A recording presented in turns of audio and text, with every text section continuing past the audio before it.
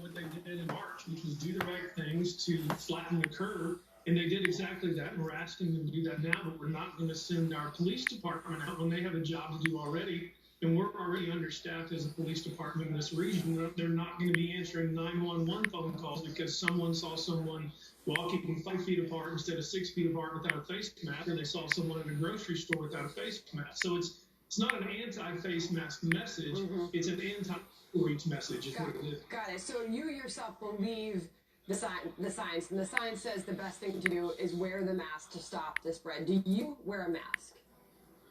Absolutely. As a matter of fact, I've been wearing masks when I go out to different places, and it's really not even a matter of, I would say, black and white believing the science, since the science seems to change on different things all the time throughout this pandemic. But it's what we know to be a best practice right now. The free people who are self-governing can do these best practices and protect themselves and the people around them without a mandate being handed down. And that's what we're doing here in Midland, Texas. Right. So the consensus among scientists is that it helps to at least stop the spread of the virus. So what do you say, Mayor, to, I don't know, a mom who fears that her daughter won't get to go to her senior year of high school because this virus could return if people don't, behave in a proper way to stop the spread of the virus, or a small business that had to shut down, fears having to be shut down again, and they might say, hey, mandate this for a little bit if it helps us not have to shut down again, if it helps to get our kids back to school. To them, you say what? Well, I would tell them to be very careful what you ask for when it comes to mandating behaviors around you and the people around you. Right now, everybody's operating in a real sense of fear, and so they seem to want to be able to give away their liberties very, very easily in the hopes that something won't change. And the reality is, somebody who's worried about what's going to happen later this summer, early this fall, we don't know what's going to happen tomorrow with this virus. And so what we're asking people to do is call on their higher nature and do the right things that are being asked of us without those being mandated, in the sense of the checks and balances not being in place either, because the Texas legislature has not weighed in on these issues, and we need legislative action as a check and balance. And the only check and balance now is the local government. The Houston mayor weighed in on this issue. I want to listen to him. We'll get your response on the other side. All right. This is not a political deal. Wearing masks is not based on ideology. Those who are wearing masks doesn't mean that you're liberal and progressive. And if you don't wear masks, doesn't mean that you're conservative or something else. The reality is that we're all in this together, and we have to blunt the progression of this virus, and we have to do it now.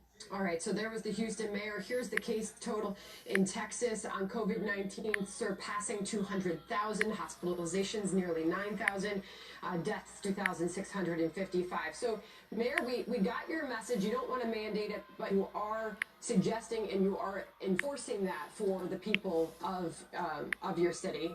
Do you think that people will abide by those best practices? You get the sense around New York, they're trying to do their best to stop this spread. So far, are you seeing people willing to do that? Because, the troublesome pictures that emerge of some of these beaches and rivers filled with people who are not practicing social distancing and not wearing a mask. Final thoughts. Well, I think you already pointed it out, and that is people are trying to do the right thing. And the fact of the matter is, whether we have a law in place or not, people are going to continue to do what they want to do. So we as leaders have to go on people's higher nature instead of trying to exercise an authority we don't have that is remaining unchecked in many municipalities and states. And we just think that authority needs to be checked before it's run rampant and we become comfortable in being overrun in our civil liberties. We all have to try our best, and we're trying to do our best. Mayor, appreciate you coming on this morning. Thank you. Thank you. Well, Sandra, the mayor, just said that we are learning new information about COVID-19 every day. And our recent study suggests that blood type may be a key factor determining how the virus infects people. The research shows that those with type O appear less likely to develop severe symptoms than those with type A. Let's bring in Dr. Nicole Saphier, a former Fox News contributor, with the latest on this. So, doctor, you ask someone your blood type, most people are going to go, I don't know. Used to know when you were a kid, maybe, something to know. Why is it so important to know your blood type now with coronavirus among us?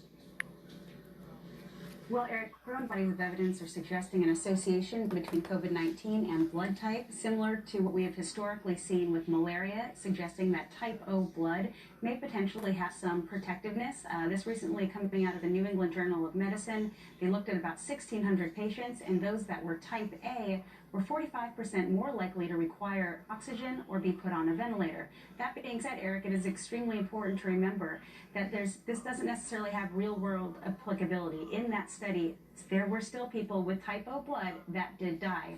So although it's good news for those with type O potentially, this is really just good news for researchers and something for them to be looking at in terms of more treatments and prevention. I don't want people who have known type O.